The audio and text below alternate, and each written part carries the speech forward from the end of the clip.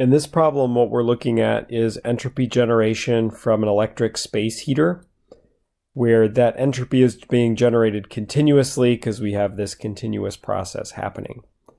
So we have an electric space heater using 1 kilowatt of electric power and sitting in a room which is 15 degrees Celsius. The heater filament is 600 Kelvin. In part A, we're going to determine the change in entropy resulting just from the conversion of electric energy into heat energy. So let's do that first.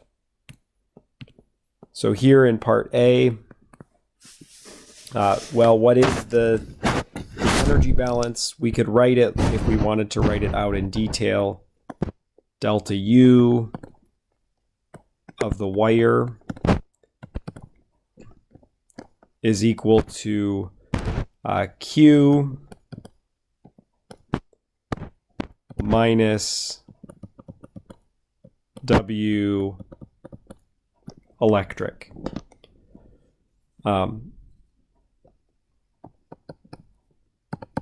The change in internal energy of the wire is 0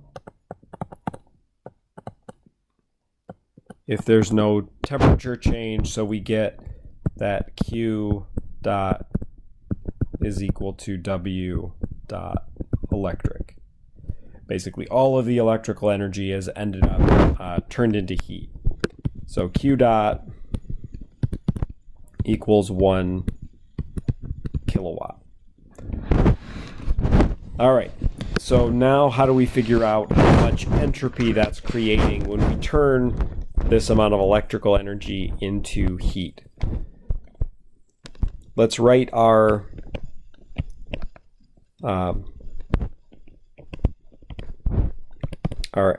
entropy equation.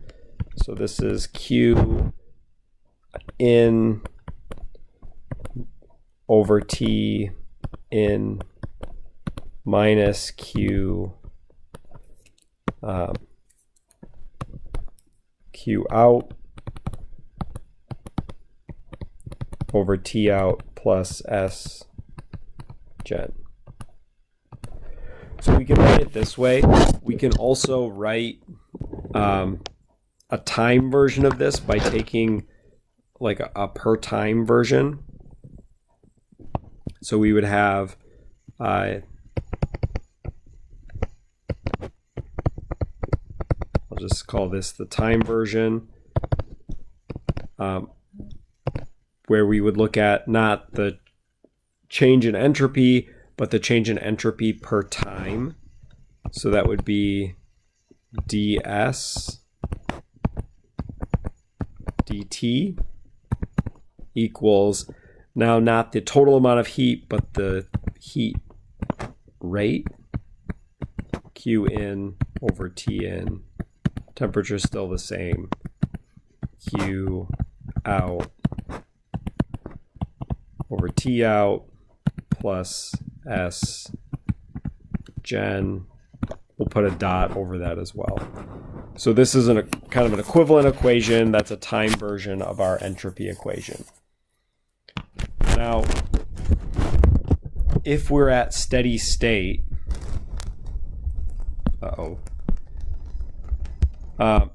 if we're at steady state, we're not changing with time. So that means that this is equal to, right, the time derivative is equal to 0.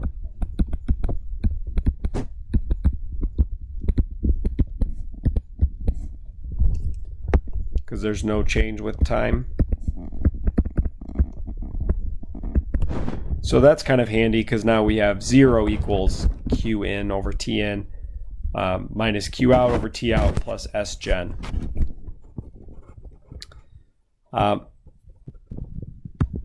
For this wire,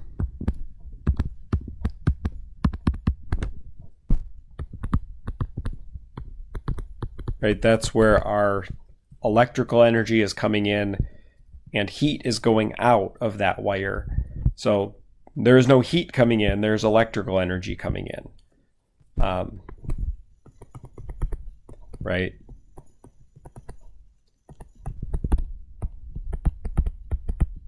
So work electric is going in, not heat. So we have a 0 for Q in. Q out, we do have heat coming out. So what we get for this is Q dot out equals 1 kilowatt, and T out is the temperature of the wire, 600 Kelvin. So S gen, the amount of entropy associated with this turning from electrical work into heat, is equal to Q dot out over T out, which is 1 kilowatt divided by 600 Kelvin, or S gen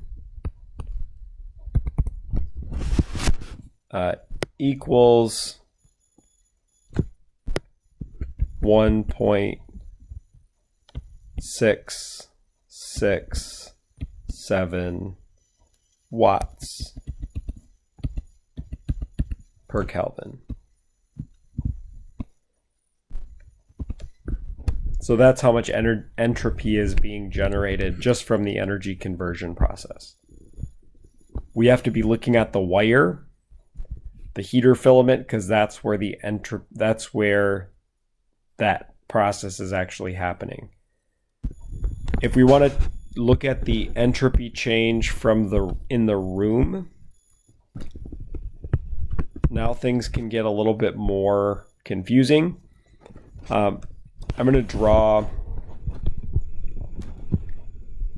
a box like this. This is air. At one side here, we have T equals 600 Kelvin. And so that's at the filament surface, we're at 600 Kelvin. Over here, some distance far away, we have T equals 15 degrees Celsius. We're far away from the heater, we're still 15 degrees Celsius, or we could convert that to 288.15 Kelvin. So now again, if we're steady state, we don't have any change with time.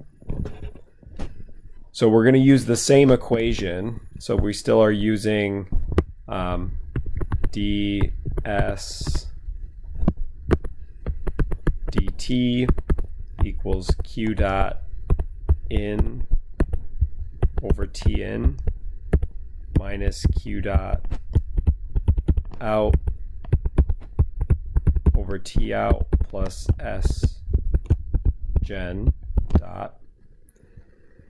If we look at what's happening with entropy, with heat, right? Heat is going, get a different color. Heat is going into the air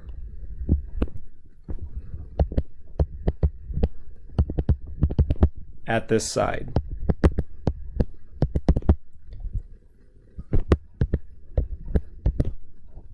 Right, going into the air at the filament. It's going then into the larger room. Q dot out equals Q dot in equals 1 kilowatt or 1,000 watts.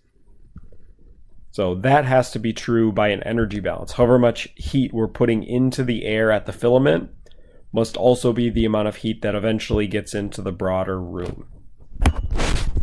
So if we take that and write out our equation, we have 0 for ds dt because we don't have a change with time, equals 1,000 watts divided by 600K. So we have 1,000 watts of heat coming in at 600K. It's eventually leaving at, again, the same 1,000 watts, leaving at 288.15 0.15 K plus the entropy generated.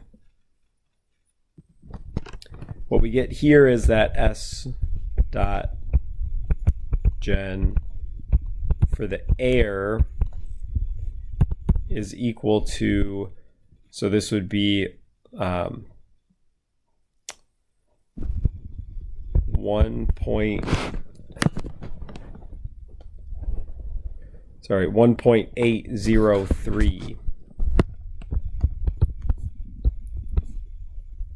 watts per Kelvin.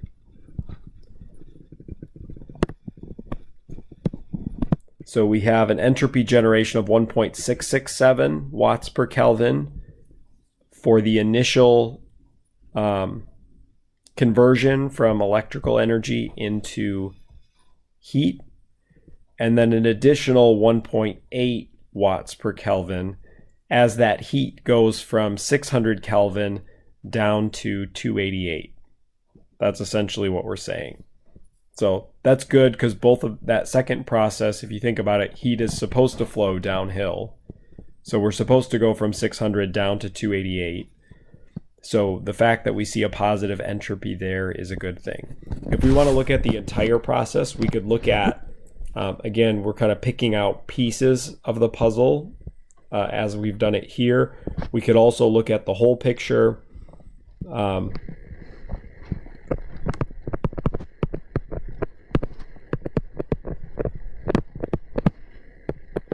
The entire process would be 0 equals, so we have again our heat. What temperature is that heat going into? So there's no heat coming in, there's only heat going out into the room. The room is at 288.15 Kelvin plus S gen. So this would be S gen equals 3.47 watts per Kelvin for the entropy generated by the entire process. So I think that's what was asked in part B. Yeah. Determine the change in entropy resulting from heating the room. So we have a couple different things. We have the entropy that's generated from the energy conversion process. That's this one here.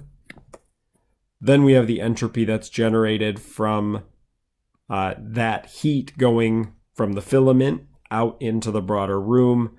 And then this would be the entropy for that whole process. And you can see 3.47, that's simply 1.667 plus 1.803. So these things all fit together. They're just depending on how we do our balance. Just like with energy balances, we can pick out different pieces and parts of the puzzle to see what's happening in the whole system versus what's happening in individual pieces or individual components. We can start to do the same thing with entropy.